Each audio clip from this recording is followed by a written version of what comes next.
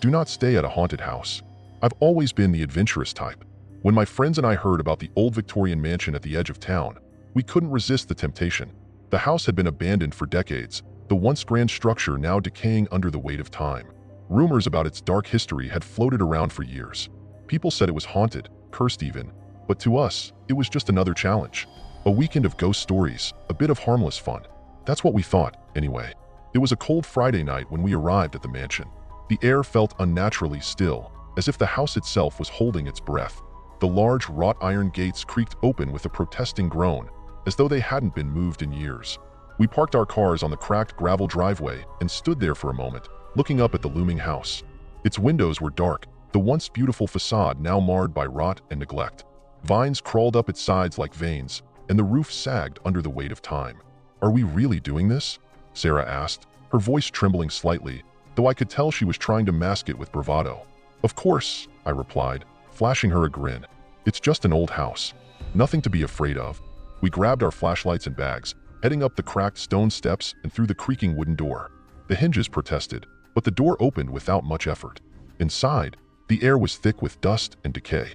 The musty smell of rotting wood and old carpet clung to the walls, and the floors creaked beneath our feet. The grand staircase loomed in front of us, winding up into darkness. "Let's just stay here on the first floor tonight," I suggested, eager to start the fun and get it over with. "We'll explore later."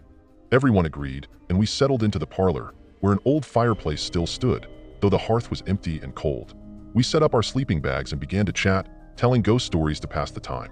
The night dragged on, and the flickering light of our flashlights cast eerie shadows across the room. Every time the wind howled outside, the house seemed to groan, like it was alive. It wasn't until the clock struck midnight that things started to change.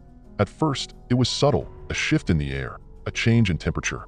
The room grew colder, and the flickering light from the fire seemed to dim. I thought nothing of it, but then I heard it, a soft thud, like something heavy being dropped. We all froze. "What was that?" Sarah whispered, her eyes wide.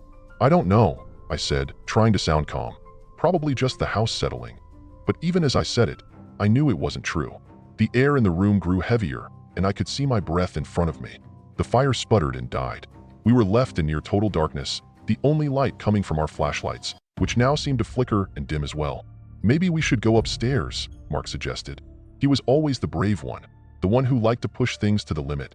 But his voice was strained, and I could tell he wasn't as confident as he was trying to appear. "I don't think that's a good idea," I said, my voice shaking now. I wasn't so sure about this anymore. The house felt wrong. But before I could say anything else, another noise came, a dragging sound, like something heavy being pulled across the floor above us. It was slow, deliberate. Then came a low, guttural growl, followed by a deep, rasping breath. "That's it. I'm out of here," Sarah said, her voice breaking. She bolted toward the door, but as she reached for the handle, it slammed shut on its own. We all jumped back. The growling sound came again, louder this time, and it was accompanied by something else, footsteps. Heavy, slow footsteps, like something or someone was moving across the floor above us. The temperature dropped even further, and I could see the breath coming out of our mouths, white and misty in the cold air. What's going on?" Mark stammered, his eyes wide with fear. "I don't know," I whispered, but I was starting to have an idea. Something was here with us. Without warning, the air around us seemed to shift, and the room filled with an oppressive, malevolent presence. It wasn't just the cold. It wasn't just the strange sounds. There was something else, something we couldn't see, but could feel, like the weight of 1,000 eyes watching us from the shadows. A shadow passed in front of the window, and for a brief moment, I thought I saw something standing outside, its silhouette dark and twisted, staring in at us. I turned my head to look, but when I looked back at the window, there was nothing there. But the footsteps above us were growing louder. Closer. Whatever it was coming down the stairs. "Move," I screamed, lunging toward the door, but before I could reach it, the lights went out completely. Complete and utter darkness enveloped us. I heard Sarah's sharp intake of breath, followed by the sound of her stumbling backward. "Get it open," Mark shouted, banging on the door with both hands. I grabbed the handle, but it wouldn't budge. The door wouldn't move an inch. And then, out of the silence, a voice, low and rasping, like it came from deep within the earth, whispered through the room. "Leave now." I felt a cold hand close around my wrist, and I screamed. But there was nothing to grab onto, nothing to fight against.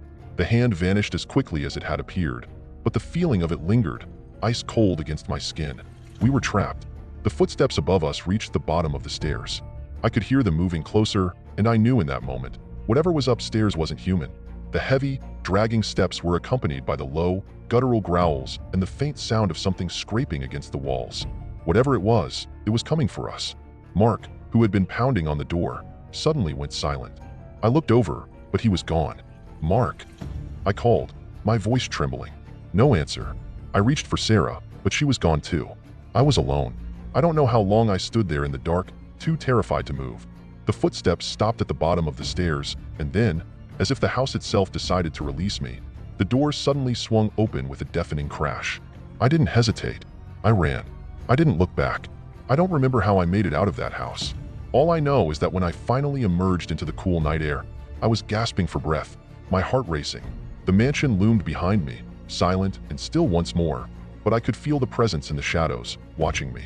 I don't know what happened to Mark and Sarah. I never saw them again. But the one thing I do know, the one thing I can tell you with absolute certainty, is this. Do not stay at a haunted house. You might leave, but something will always follow you. Something will always remain behind, watching from the darkness. And sometimes, it won't let you go.